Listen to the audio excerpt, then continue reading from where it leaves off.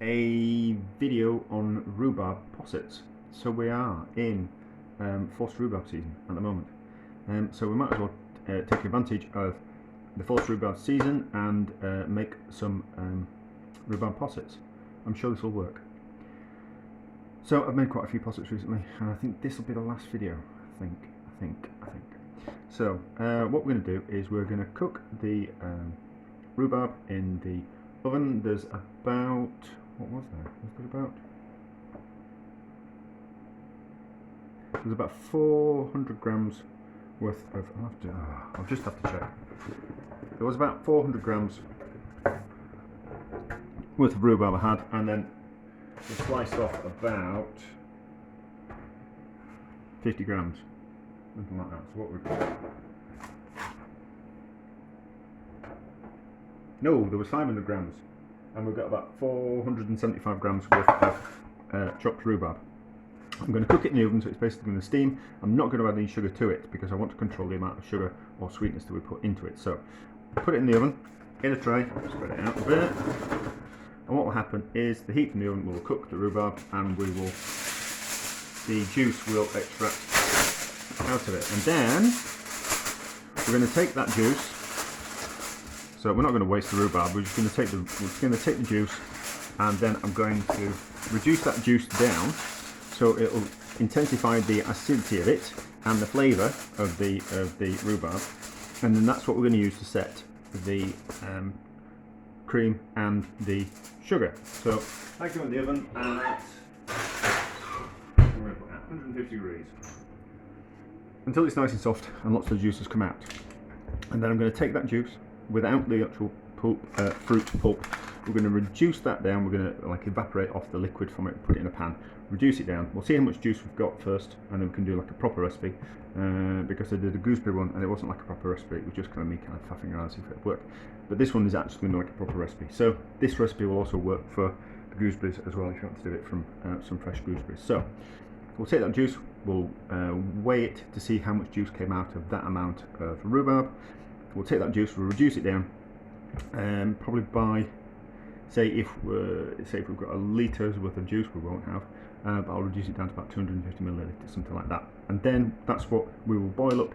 The cream, it's extra thick double cream, doesn't matter, as long as it's double cream or heavy cream, that's what we want. We'll take this cream and we will bring it up to boil, we'll simmer it for 5 minutes, and then we'll add some sugar, and then we'll add the juice from the reduced juice from the rhubarb, and then that's what we'll set it. We'll pour it into some containers, leave it overnight, and it'll set solid. We have two choices. We can either use honey to sweeten it, or we can use sugar. Well, there is other choices. Anything kind of sweet's gonna sweeten it.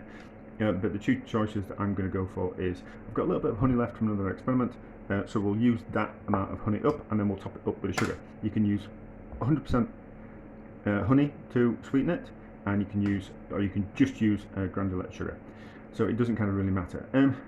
Obviously the honey is going to make a little bit of difference taste wise, and this is just cheap honey, but you can get some really floral expensive honeys, which would add like another interesting depth of flavour. So that's what we're going to do. I might, depending on how much liquid we get out of the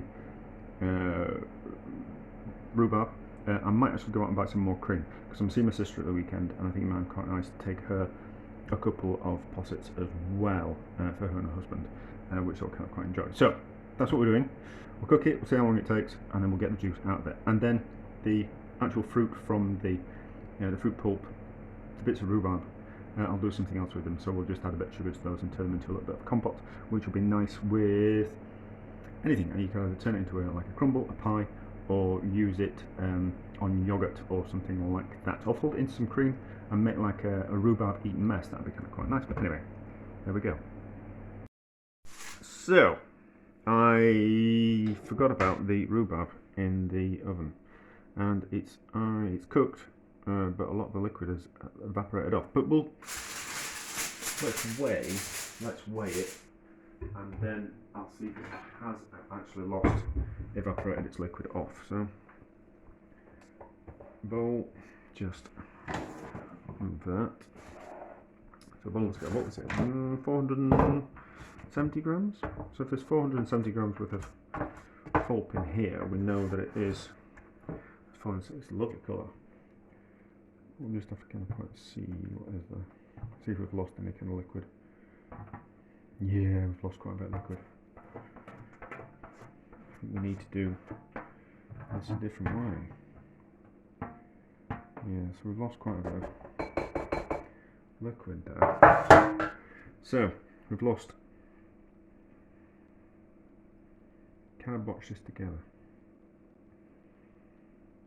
Can I puree that and then extract the juice out of it without having to buy some extra what we call it, extra rhubarb? Yes, let's have a go. So if there is, if we're missing some kind of liquid, we can kind of work out that there should be another 150 grams worth of liquid that we've lost out of there. So we can strain the liquid out of that, puree that up. We'll lose the pulp. I was going to use the pulp for something, but it doesn't matter. It'll save me having to buy some more rhubarb. There'll still be a little bit of pulp left. So let's see if we can puree that. And then we'll know how much liquid we'll get out of it. Plus, then we can just simply add 150 grams of what we call it, well, pretend. So we'll be able to work out how much liquid would have come out of the what we call it, out of the fruit, and then kind of work off that. But there looks, we should be able to go. Yeah, we'll just, shall I or shan't I? Or should we just pour it through something? No, let's not. Let's not do that. Let's going to completely destroy it. Will we get more juice out of that? We will. Yeah, we'll get more juice out of that. We'll get more juice out of that. So we need that and that and a bit of cloth, which they're all upstairs being washed.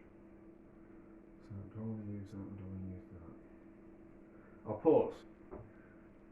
Something upstairs. I'll just pause it for a second. Right, I'm back. So this is just a bit of muslin cloth that I use to strain things. So it's stained, it's not dirty, it's clean. It's just that I strain things like rhubarb and all kinds of other things through it, so it tends to pick up the stain. So we do that, and we're getting some juice coming through. So we'll let that drain for us, as long as there's some juice draining through, and then we'll see how much juice we've got.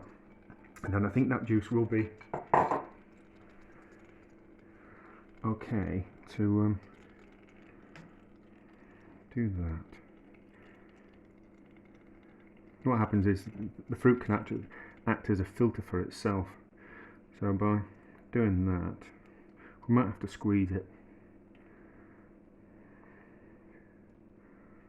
So hopefully we'll get enough juice out of that for it to set. So I'm sort of just taste it.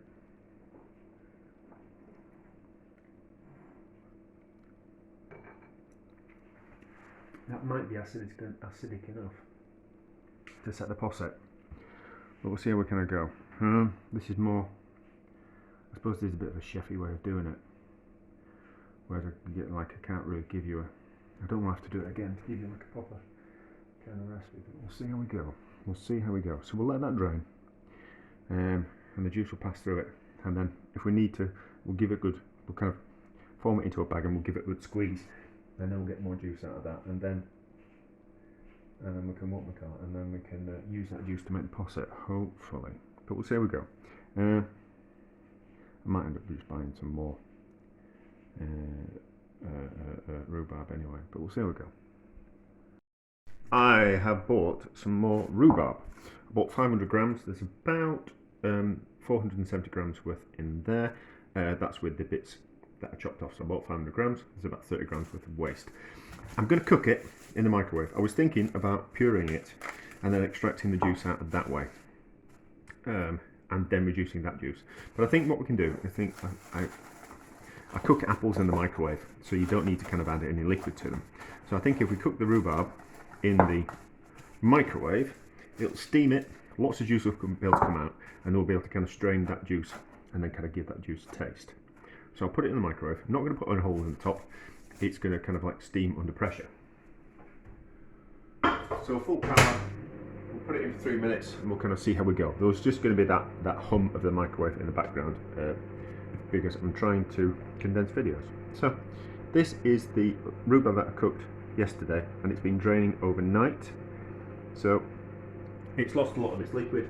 It's showing about 120 grams, 120 millilitres of juice. I reckon we'll be able to squeeze a little bit more juice out of that.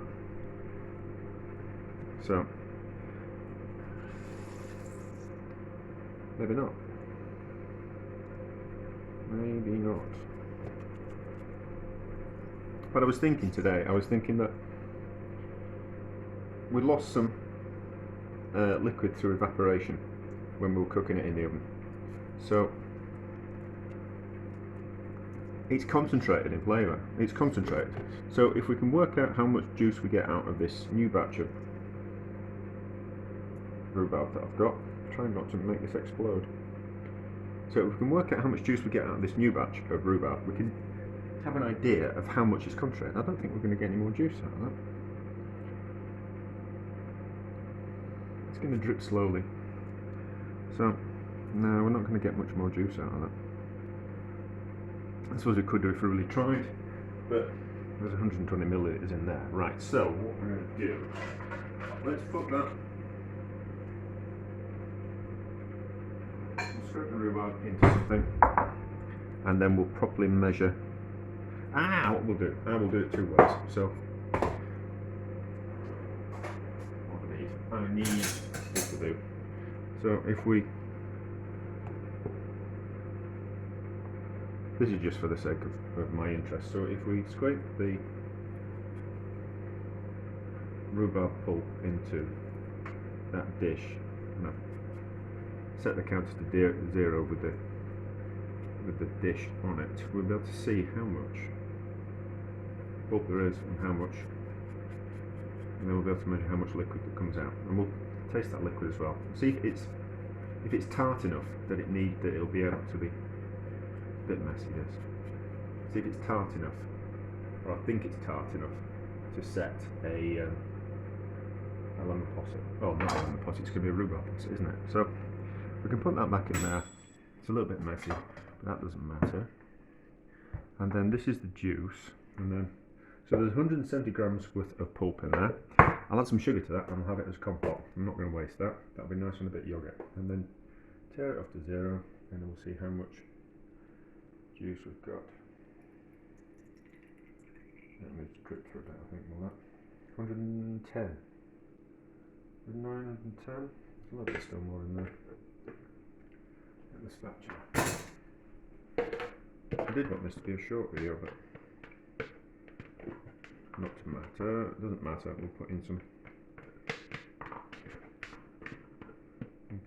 timestamps. People don't like the process. They only want the recipe. How boring is that? So that's that. About 116 grams worth of juice, which is about right.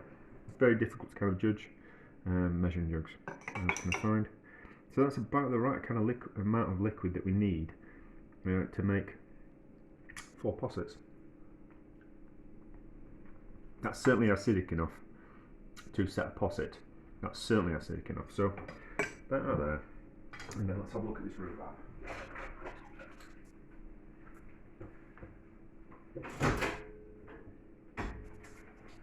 Right, it's just warm at the moment, so it needs more cooking. So do that. Cook it for longer. So I know that the juice that we extracted out of 470 grams worth of cooked rhubarb. No, why can't I say rhubarb? That's enough to set 4 possets, is that? So we'll see how much we get out of the undercooked rhubarb, and then we'll get kind of judge. But that is enough. I think that's enough. That's enough liquid. That's the amount of the liquid that I put into it, like a lemon juice that I put into 6 possets. So yeah, I think that'll be tart enough.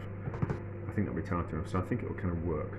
So out of the way, we'll cook the rhubarb, and we'll come back when the rhubarb's cooked, and then we'll drain it through there, and then we'll taste that juice, and then we'll decide what we're going to do. But I think I've got an idea of what I'm going to do. Right, so about 5 minutes in the microwave on full power, and the rhubarb is cooked. Well, mostly. Maybe it needs a bit more. There's still some big bits in there. Need to cook it a bit more. Right, so about 8 minutes in the microwave, and it's certainly cooked now, and like molten lava. So we'll just have to be a bit careful. We'll see how much juice we get out of it. We might have lost a little bit, but we won't have lost much. You can see how hot it is. It's a good way of cooking fruit is the microwave, because microwaves will work on agitating water molecules enough that it creates friction, and therefore it creates steam. So if you want to cook fruit which is particularly high in water, and you don't want to have to cook it in a pan and run the risk of burning in a pan, a microwave is a good alternative. So that into there. I'll have to let it cool down before we give it a squeeze, but I think quite a lot of juice will come out of it. Actually, there's already 100 millilitres come out of that, so we're going to get quite a lot of juice, and then we'll taste that juice, and then we can have a think about if we need to reduce this juice so it's a little bit more concentrated and acidic, because by evaporating off the water, we're going to reduce the acid. We're going to make it more acidic. We're going to concentrate the acid in it. In the same way that if you also can concentrate the sugar in things as well if you reduce if you reduce it off the water. I'm just doing that just so it's got a larger surface area. It'll mean that it'll go through a lot easier and also cool down a lot quicker as well. So I want that just to. I can't squeeze it because it would just be too hot. So what have we got? You see, we've already got 150 millilitres. We'll have a quick taste. See if I can get a bit out of there. I can just drip some onto the spoon and see what it tastes like, and see if it is acidic enough. I don't think that is. I think it's introducing. So what would reduce out of that? I think it will need reducing anyway. So I think by accident, by sheer fluke, more than anything, we've got that down to a by overcooking it in the oven, forgetting about it while I was doing something else. That's got down to the right kind of acidity kind of level. So I think 500 grams worth of rhubarb is probably going to be about the right amount to set 6 possets. So I'm going to make a few more anyway, so we'll let that cool down and drip through. We'll squeeze out the excess juice, and then we'll collect that juice, and then we're going to see about evaporating some of the water off that juice, and turn it into more like that juice. So it's just kind of two ways of doing it, and it's just a bit of a faff, isn't it, and a bit of a fun, and a bit of an experiment. Right, that's cooled enough to touch. So 200 millilitres has come through it already. We'll give it a squeeze, and we'll see if we can get any more juice out of it. We'll also be able to weigh it and compare it to that. I've already forgotten how much that weighed, but it was somewhere on the video. I don't make notes. So can we extract? Yeah. There's quite a bit of juice going to want to come out of this.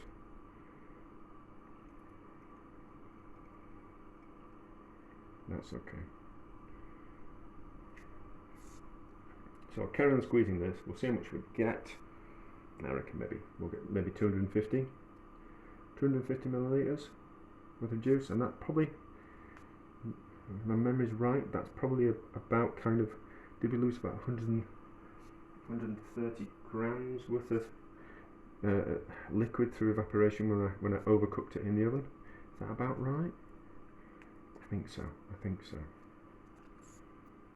So, do you need to see me carry on squeezing this? No, I'll add just something a bit of interest. So, what happens when you squeeze things? It's only really the outside of the fruit. So the inside of the bag. That's where you're extracting the juice from. So it's the whereas in slap bang into the centre. So all the stuff around the outside loses its juice, and then the stuff on the inside has still got its juice in there. So what you kind of need to do, if you're ever doing this, I can't imagine that anybody will.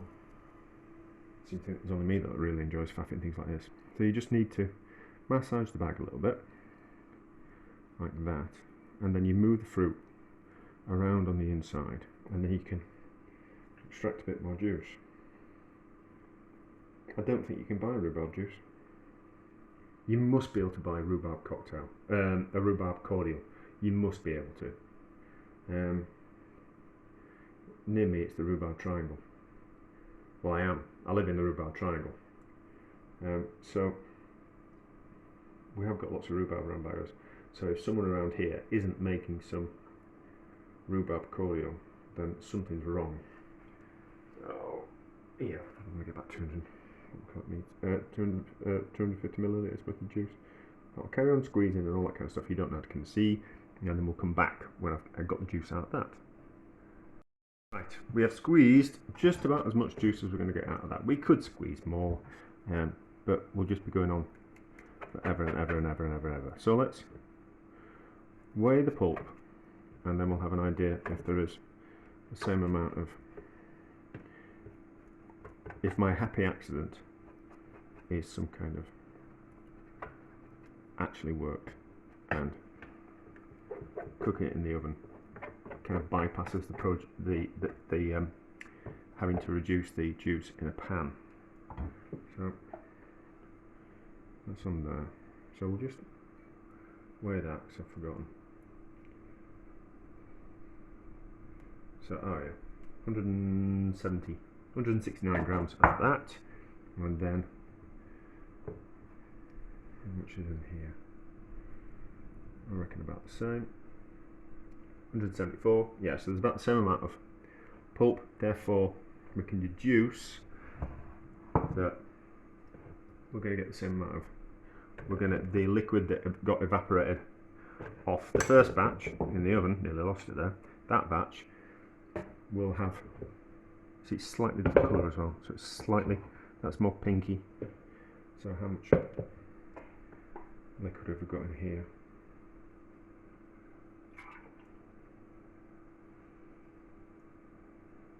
$220. So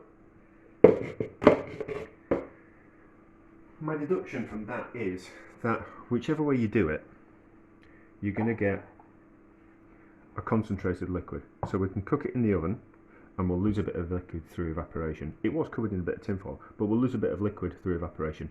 Or you can cook it in a microwave and you get more liquid like that, but we have to reduce that amount of liquid down to that kind of volume.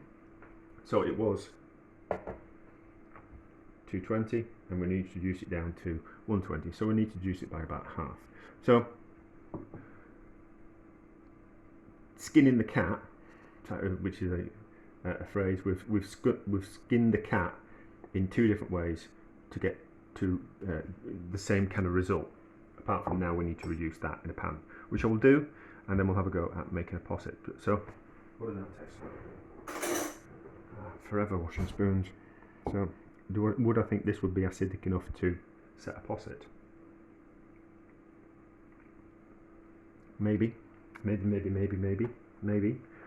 But I think reducing it is going to concentrate the acidity and the flavour as well, and we kind of want the posset to taste of rhubarb. Yeah, that's definitely going to set a posset. So we'll reduce the liquid out of that and get it down to that kind of volume, and then we'll make, how many possets am I making? No, I was going to make 6, I'm actually going to make 9, and then I've got a couple for my sister as well. So, simple case, put it in a pan, on the stove, gentle heat, bring it up to boil, and then simmer it until we've lost half the volume of liquid. Don't boil it too hard, otherwise you run the risk of burning the sugars, and even though it doesn't taste like the sugar in there is sugar in there, you will burn it, and that's not what we want. We don't want to introduce like a caramel kind of flavour. We just want to bring it to the boil slowly, and then slowly simmer it to evaporate off the excess liquid. Right, so I have combined the two separate rhubarb juices to give the right amount of liquid. So what was liquid? Oh, it's normally 120, so there is 180 grams worth of rhubarb juice. There is 900 millilitres of double cream, which I have brought up to the boil and then simmered slowly, like a rolling simmer, for 5 minutes. And there is then 225 grams worth of honey, which I just about have enough. So what's going to pour into what? So we'll put the honey into the cream first. The cream's still hot. I just poured it into this jug just for the sake of ease. So that would be enough honey. You can use sugar. I'm just having to use honey, and then the juice. So as we add this juice in, it should, a bit of hair in there. As we add this juice in, it should just start to slightly set. So we'll whisk that in. It's a lovely colour. Look at that. Now the gooseberry didn't look like it was going to set when we made that, so I think it looks a bit thin, but I don't think that's any sign that it won't set. So hopefully we've done a slightly bigger recipe than normal, so we'll fill the 6 normal ones as usual, which was about up to there, and then I've got 3 glass jars. So we'll split the rest of the mixture between there.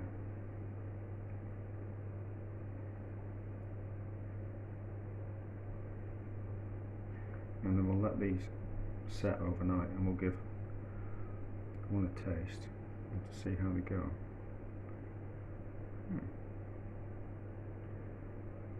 Add a bit more. Some of these, I need a bit more. I haven't actually tasted it, so maybe I should get rid of that. And another spoon, give it a bit of taste, see what it tastes like, and has it, get an idea of if it's gonna set. It's nice. That's lovely. That's lovely. So, and it tastes, must stop. So on a kind of acidity level, about the same kind of acidity kind of flavour as the orange one that I made. So the orange one set, the plain orange one, not the Seville orange one. So those set. So I'm hoping that these will set as well. Yeah, it looks like it's gonna. Yeah, it looks like it's setting in the bottom of there already. So it should set. And it should set nicely.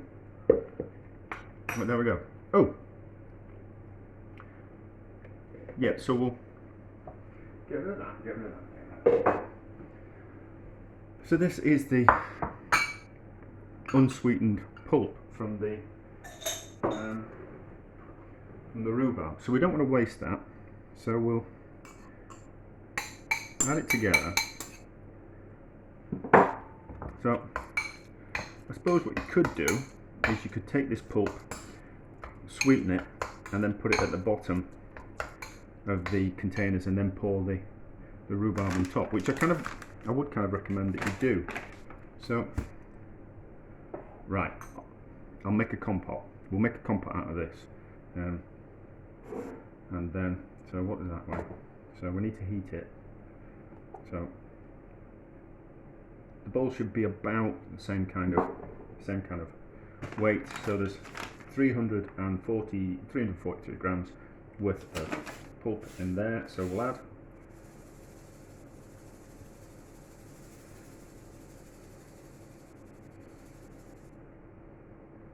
40, 83 would be 50 grams, wouldn't it? No, 90, 40. No, 90, no. My maths, it used to be really good. So that's about 50 grams worth of sugar in there. We'll give that a mix around, and then we'll just heat it in the microwave to melt the sugar, and then that'll be the kind of compote. So, also, the two compote, the two solid bits were different colours. The lighter one was the one we did in the microwave. The dark one was the one that cooked in the oven. It was obviously darker because it took on some of that concentrated flavour of the, because we'd evaporated off some, by accident, water while during the cooking process. It concentrated the flavour and it concentrated the colour as well. So that's why they're two different colours. So we'll just heat that, just to melt the sugar, because it's not warm enough. So we'll just heat it in the microwave, just to melt the sugar, and then we'll get an idea. So I'll pause and we'll be back. Right, I have, well, I need a spoon. I have no spoons left. I'm not going to edit all this out. I can't be bothered. So, yeah, it was 50 grams, wasn't it, in that amount of pulp. And the sugar's mixed into it, so I think that'd be about, that's as sweet as I like it. I don't like things too sweet. So, we've not wasted the pulp either. Use that as a compote on anything you like. Or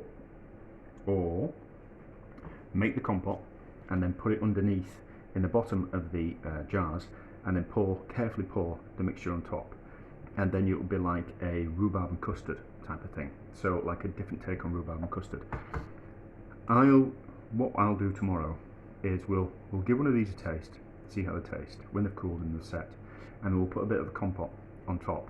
So I haven't put the compote underneath, but we'll see if it works by putting it on top. You know, it'd be the same kind of effect.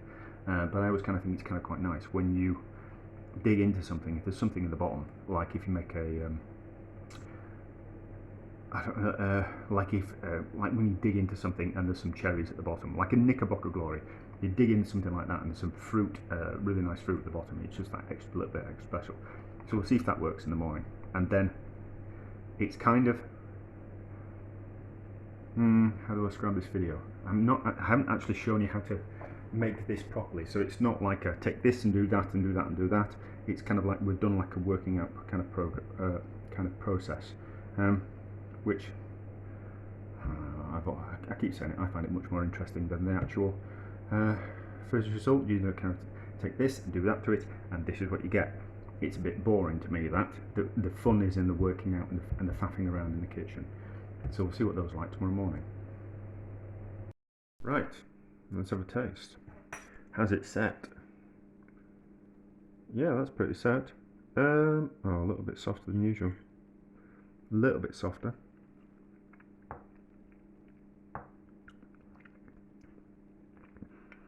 It's good though.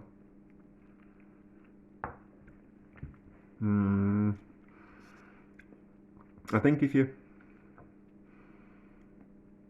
happy with it being a little less solid than usual, so it kind of moves over the spoon, I think probably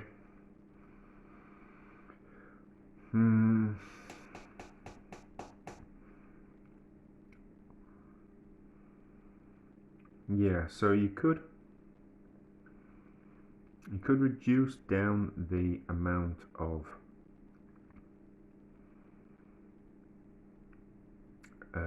rhubarb juice. So although it wouldn't, you're still adding the same amount of acid. What you're doing is you're kind of evaporating off the amount of liquid that you've got in. So you could take it down to like 50 milliliters, and then you would kind of save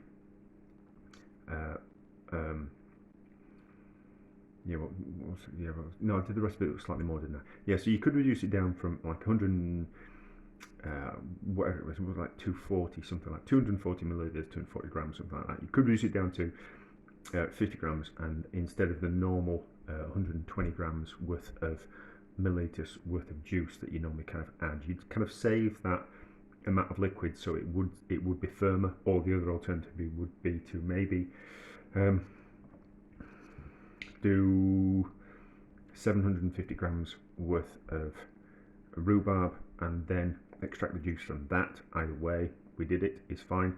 And then take that amount of liquid down to 120 grams, 120 milliliters, and then that would be more acidic, and therefore it would set the posset a little bit more. But it's soft, it's nice. It's got a really nice flavour. It's got a really nice flavour. So, compote. So we have this compote, and if I was being fancy, I would put the compote at the bottom of the container, and then I'd pour gently the posset on the top. And then what you do is you'd have like a nice surprise at the bottom. You'd have like this rhubarb compote at the top, and then the custody cap stuff on top. And I think that would really kind of quite work. But I couldn't be bothered doing that. But it's just kind of suggestion. But we'll taste it with the rhubarb compote and the posset and see how that is.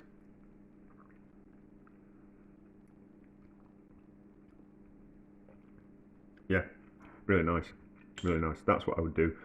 I'd put it on the bottom and put the compote on top. That's really good.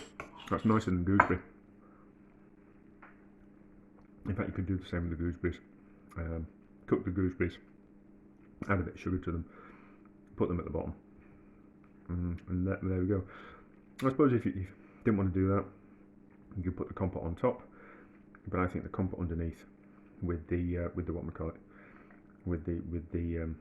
the posset on top of that would be particularly very good. But there we go, a success. A bit of a faff. I'll put some timestamps in, although it's pointless for saying that now, because if you got to this stage and haven't noticed the timestamps, you'll have wasted your time. But anyway, there we go. It works, it's a success, I'm pretty happy with that.